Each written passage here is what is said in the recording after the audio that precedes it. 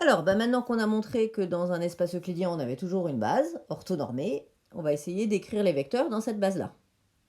Donc on va avoir des formules que vous allez reconnaître, que vous utilisez déjà l'année dernière, que vous avez utilisées en physique et en SI cette année. Donc, ça n'est valable que dans un espace dans lequel il y a une base orthonormée.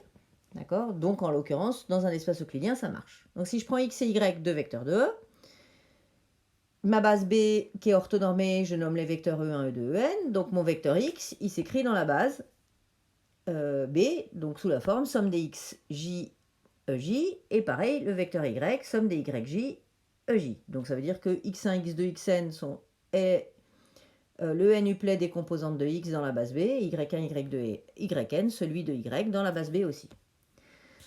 Donc ce qu'on voudrait montrer, nous, c'est que les xi est égal à x scalaire ei, ou xj égale à x scalaire ej, c'est pareil. Donc je prends un i dans un n et je calcule le produit scalaire de x par ei, ce que je fais ici.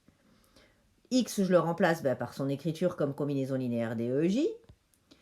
J'utilise la linéarité du produit scalaire par rapport à la première variable, donc j'obtiens cette égalité-là.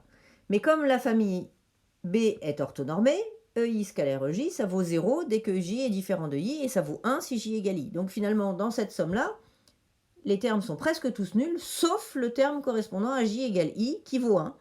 Enfin, qui vaut du coup XJ fois 1, donc il me reste XI fois 1, il me reste XI. Donc XI, la ième composante de X dans la base B, c'est bien X scalaire EI. Et on obtient donc cette écriture-là du vecteur X. X, c'est la somme des X scalaire EI, EI. Du coup, je fais le produit scalaire de X par Y.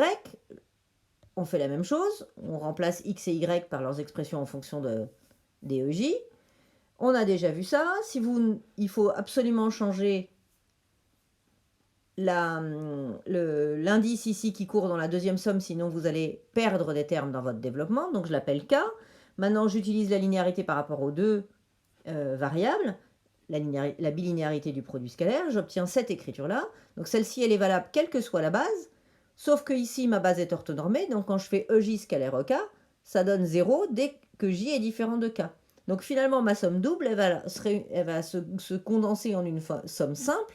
Il me reste que K égale J finalement. Parce que si je prends K différent de J, ça donne 0. Donc il me reste que les K égale J, ou les J égale K, il me reste donc que les J allant de 1 à N.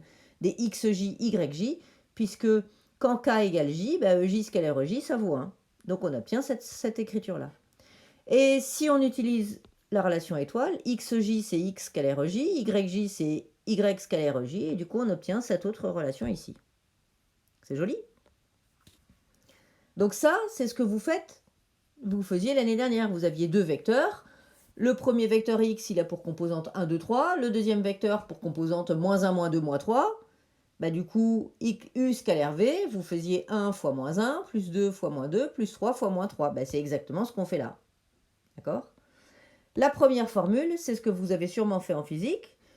Quand vous avez un repère orthonormé, que vous voulez projeter votre vecteur x selon un des axes, vous faites juste le produit scalaire de x avec le vecteur normé qui dirige votre axe. C'est exactement ce qu'on a là.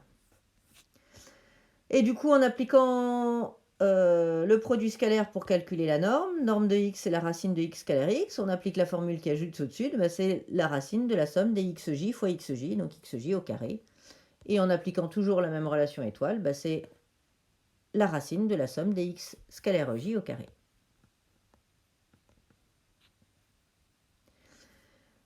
Donc du coup, on a cette écriture-là, celle-ci, effectivement, et celle-ci, c'est ce que j'ai mis un peu plus haut.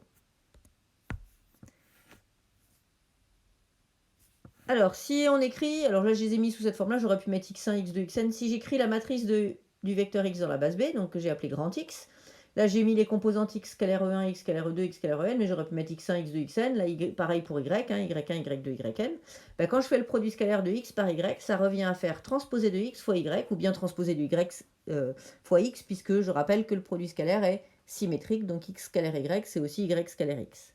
Donc quand vous calculez ici, pourquoi c'est vrai ce résultat-là? Donc c'est ce que je démontre dessous.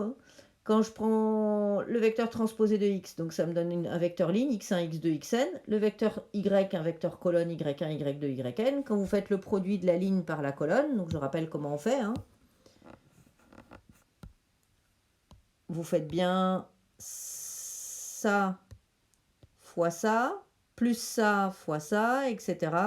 Plus ça fois ça. Donc c'est ce que j'écris ici. J'ai plus qu'un seul coefficient. En fait, j'ai une matrice 1, 1. Et cette matrice 1, 1, c'est en fait x1, y1 plus x2, y2, etc. jusque plus xn, yn.